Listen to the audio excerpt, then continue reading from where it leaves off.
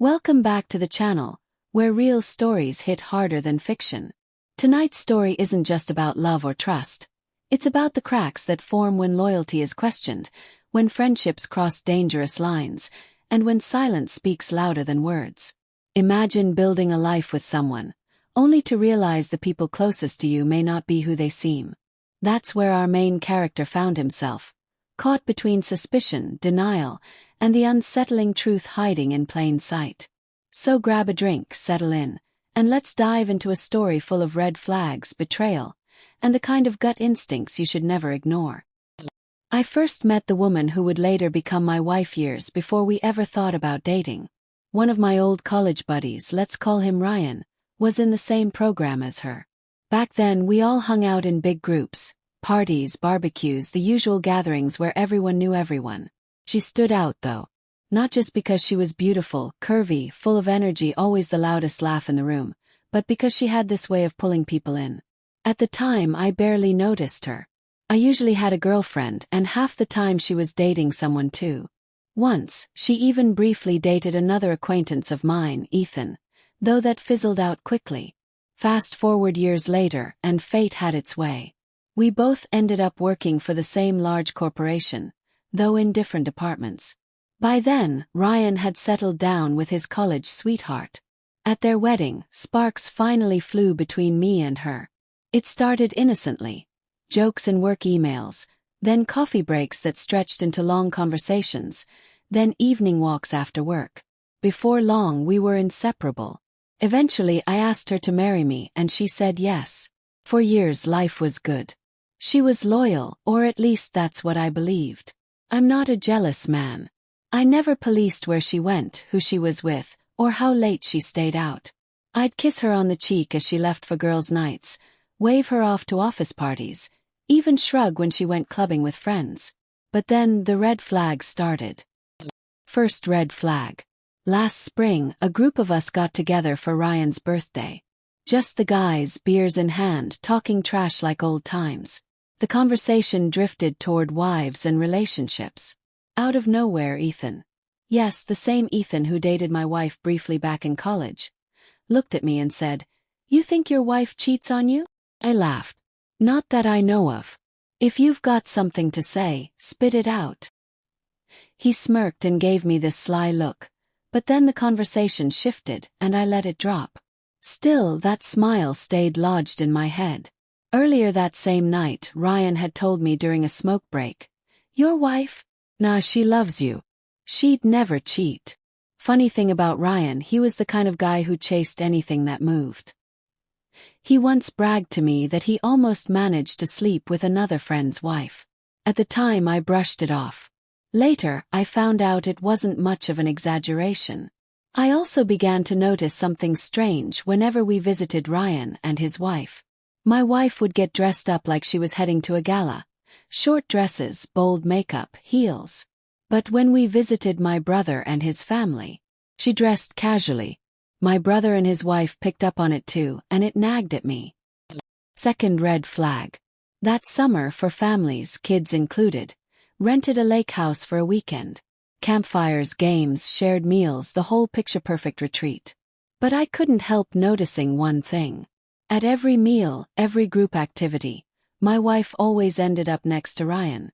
Even when there were plenty of other open seats, somehow they drifted back together.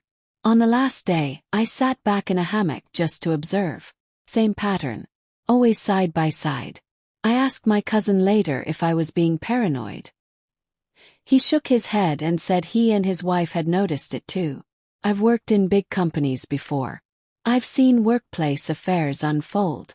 People think they're being subtle, but they're not. They stick to each other at every event, never far apart." And that's exactly what I was seeing. When I confronted my wife, the tears came immediately. "Someone's trying to ruin us. Love you. I'll stop talking to Ryan if that makes you feel better." I chose to believe her. For a while she did back off, stopped sitting by him, toned down how she dressed when we visited. Calmed me, temporarily. Third red flag. In the fall of 2016, my wife traveled to Thailand with our child and her mother. I stayed behind to finish a bathroom renovation at home. When she came back, we were intimate. 2 days later, I broke out with genital herpes. Now, doctors say flare-ups can happen even if you've carried the virus dormant for years. I've always had occasional cold sores on my lip, so technically it was possible. But what unsettled me was her reaction. She didn't question me, didn't accuse me, didn't demand answers. If she were innocent, wouldn't she have been furious? Instead, she calmly told me her tests were clean. I never saw the results myself. I pushed the issue for a while, then let it go. But deep down, the timing and the circumstances never sat right. Fourth red flag. Just last month, we had friends over for drinks. Ryan and his wife came, along with another friend of ours. We were sitting around the table when I noticed my wife suddenly jerk Ryan's hand away. He'd been touching her leg under the table, hidden from my view. She snapped, "What the hell are you doing?" Ryan, drunk and sloppy, muttered, "What? It used to be okay." The room went dead silent. My blood boiled. "When exactly was it okay, Ryan?" asked. "Yesterday. Last week. Last year. When was it okay for you to touch my wife?" He dropped his gaze to the floor. My wife panicked, insisting, "Never. He's lying." But Ryan stayed silent. I ordered him out before I lost control. His wife dragged him out, apologizing for his drunken behavior. Later, I confronted my wife again. She swore it was nothing, just Ryan being handsy, a drunk mistake. She told me, "We were classmates. He doesn't mean anything." I told her, "Maybe he loves you too.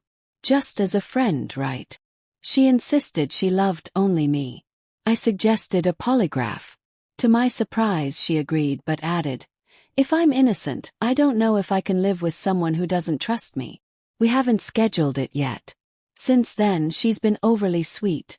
Quiet, careful, almost like she's trying not to be noticed. I've seen that behavior from her before, and it always meant she was hiding something. Now I can't shake the suspicion. The timing of the Thailand trip. The herpes. The way she always gravitated to Ryan. His drunken slip about, "It used to be okay." Maybe it's paranoia. Maybe it's all coincidence. But deep down I know better. So what do you think? Was this just bad timing? Or was there something more going on between his wife and Ryan? Sometimes the truth hides in plain sight. And sometimes the red flags are all the proof you really need. Drop your thoughts in the comments. I read every single one. Don't forget to like, share, and subscribe so you don't miss tomorrow's story. Same time, same place. Until then, stay sharp and trust your gut.